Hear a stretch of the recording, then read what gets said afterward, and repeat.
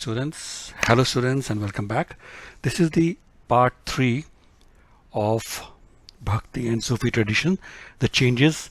This is theme 6 for class 12th. I've already published part 1 and part 2 with multiple choice questions and related to that part from the book. So this is the part 3. I hope आपको ये सब help करेगा आपके exams के लिए. Let's quickly begin the part 3. Karaikal Ammayar was a devotee of Rama, Shiva, Brahma और कृष्णा. तो students इसका आंसर है Karaikal Ammaiyar was a devotee of Shiva. हम बुक को रेफर करते हैं under heading of women devotees. आपको मिलेगा ये. Perhaps one of the most striking features of these tradition was the presence of women.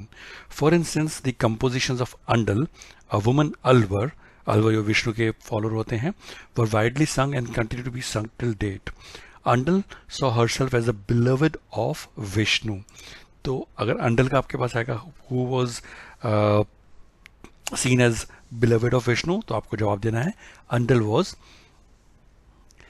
seen as beloved of Vishnu. Her verses expresses her love for the deity. यानी कि वो जो उनके गाते थे या जो लिखते थे वो विष्णु भगवान को डिवोटेड था, वो दिखता था. Another woman, Karaikal Ammayar, was a devotee of Shiva, adopted the path of extreme asceticism in order to attain her goal. Her composition were preserved within the Nayanar tradition. आपको पता है नयनार शिवा को फॉलो करते थे, अलवर विष्णु को.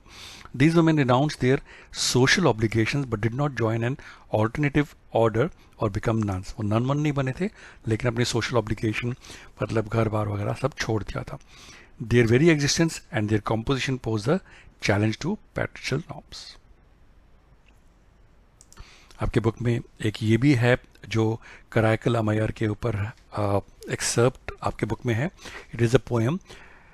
द फीमेल पेड demoness with bulging veins, protruding eyes, white teeth and shrunken stomach.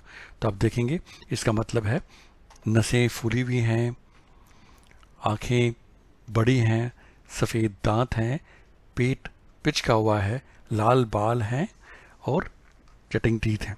Lengthy shins extending till the ankles, जो shin है वो बड़ी है. While wandering in the forest, this is the forest of Alankadu which is the home of our father. तो शिवा का who dances with his matted hair thrown in all eight direction and with cool limbs. तो आप देखेंगे इस poem में भी पूरा शिवा का गुणगान हो रहा है. The major anthology composed by the Alvars was the Nalayara Alavabandham, Nalayara Purabandham, Nalayara Divya Prabandham और none of the above. इसका जवाब है Nalayara Divya Prabandham. तो ये बुक में आप देखेंगे compilation of devotional literature. By the 10th century, the composition of the 12 Alvars, जो विष्णु के डिवोटी थे, were compiled in an anthology known as the Nalayara Divya Prabandham. इसका मतलब होता है 4000 sacred compositions. The poems of Appar, Sambandar and Sundarar form the Devaram, a collection that was compiled and classified in the 10th century on the basis of music of the songs. तो ये आपको मिल गया जवाब इसका Nalayara Divya Prabandham, 4000 sacred compositions.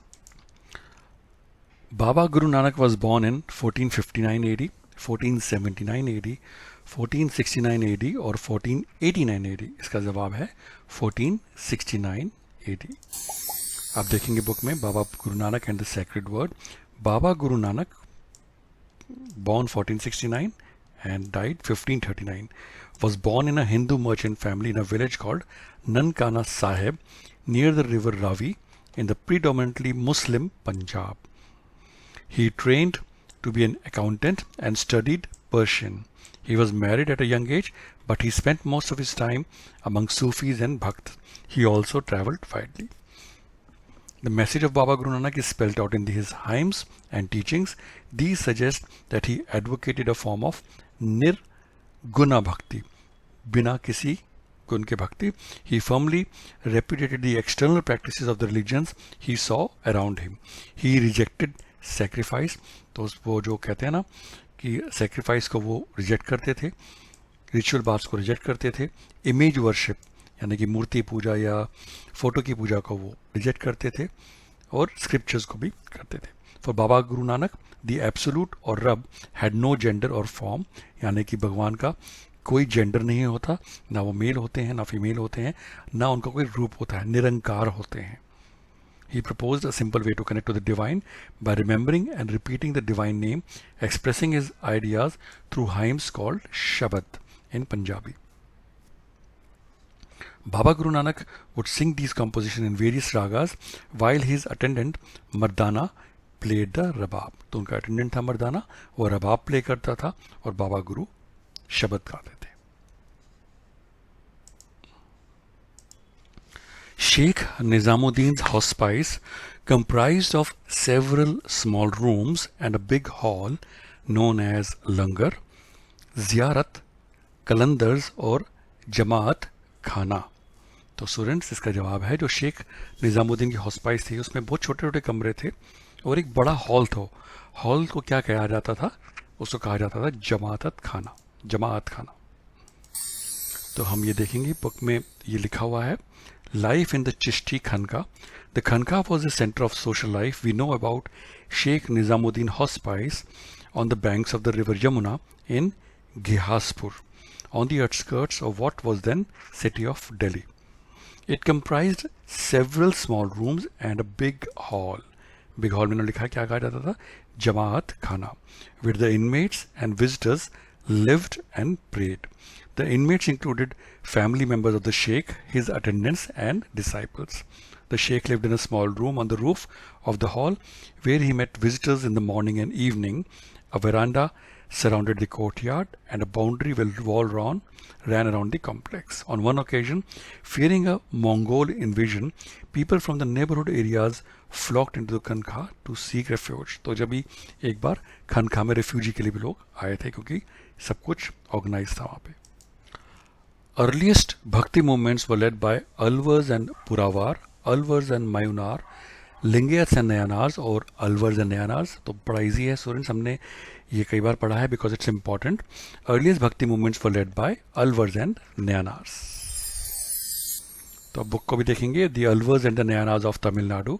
Some of the earliest bhakti movements in 6th century were led by the Alvars, literally those who are immersed in devotion of Vishnu, and Nayanars, literally leaders who were devotees of Shiva. They traveled from place to place, singing hymns in Tamil in praise of their gods. The ninth Guru whose compositions were compiled in the Guru Granth Sahib was Guru Gobind Singh, Baba Guru Nanak, Guru Arjan or Guru Tegh Bahadur. So student, इसका answer है the ninth Guru whose compositions were compiled in the Guru Granth Sahib was Guru Tegh Bahadur. तो बड़ा easy है, आपको पता होगा, हम जो 9वें गुरु हैं वो गुरु तेग बहादुर थे। Dash means a chain which signifies a continuous link between master and disciple. सिलसिला, गठजोड़, साईदेव या निरंतर। तो स्टूडेंट्स इसका आंसर है सिलसिला। तो हम पढ़ेंगे बुक में, Sufi silsilas began to crystallize in different parts of the Islamic world around the 12th century. The word silsila literally means a chain, signifying a continuous link between master and disciple, stretching as an unbroken spiritual genealogy to the Prophet Muhammad. It was through this channel that spiritual power and blessings were transmitted to devotees. Lingayats were majorly based in Maharashtra, Uttar Pradesh, Punjab और कर्नाटका। तो students इसका answer है कर्नाटका। अब देखेंगे book में लिखा हुआ है, the 12th century witnessed the emergence of a new movement in Karnataka led by Brahmana named Basavanna, who was minister in the court of Kalachuri ruler. His followers were known as Virshaivas, heroes of Shiva, or Lingayats, wearers of the ling. And students, this brings to the last question of this part also. I hope ये आपको ज़रूर help करेगा exam में. If you have liked my videos, please do subscribe, share and comment on my channel so that I can improve upon the type of content I make in future. So the last question for this part is, Namghar refers to temples, prayer hall, religious places or all of the above. इसका answer है prayer hall. So आप देखेंगे in book it is mentioned Namghar और prayer halls. So this was under the Shankardeva. तो Shankardeva is one who was follower of Vishnu, जो विष्णु की बहुत पूजा करते थे. उनकी कंपोजिशन थी कीर्तन घोषा. So thank you children for watching this video. I wish you all the success and good luck.